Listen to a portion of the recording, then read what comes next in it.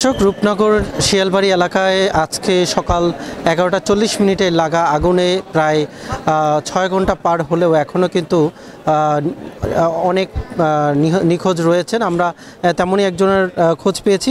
আসলে আমরা দেখতে পাচ্ছি সানোয়ার হোসেন, তিনি কিন্তু নিখোঁজ রয়েছেন, তার পরিবারের লোকজন কিন্তু এখানে আছেন। আমরা একটু জানতে চাই আসলে আপনার ভাই কখন থেকে আপনাদের সাথে নিখোঁজ রয়েছে? যখন থেকে আগুন লাগছে তখন থেকে আমরা ওনার সাথে যোগাযোগ করার চেষ্টা করতেছি, কিন্তু রিং বাজে, কিন্তু ওনার কোনো খোঁজ খবর নাই। এখন পর্যন্ত কোনো খোঁজ খবর পাইনি। সেনাবাহিনীর সাথে কথা বলছিলাম, ওনারা একবার বলছে আপনারা কিছু লোক পাঠানো হয়েছে আপনার ওই ইসলামিয়া ব্যাংকে হসপিটালে, ওখানে খোঁজ নিয়েছি, ওখানেও কাউকে পাওয়া যায় নাই। আচ্ছা, আপনার ভাই এখানে কি কাজ করতো? এখানে আপনার ফ্যাশনে কাজ করতো, 3 তলায়। আপনি একটু আমাকে বলবেন, আপনি তো এখানকার স্থানীয়।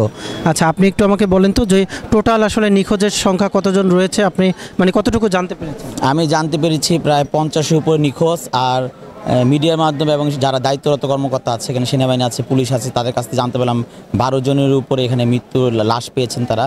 আসলে মানে কতজনের মৃত্যু হয়েছে এখনও মানে পারফেক্টলি আমরা বলতে পারবো না, কেউ বলতে পারবে না। 12 জনের মতো শুনেছি আর কি মিডিয়া দ্বারা, এই আর কি। জি, ধন্যবাদ।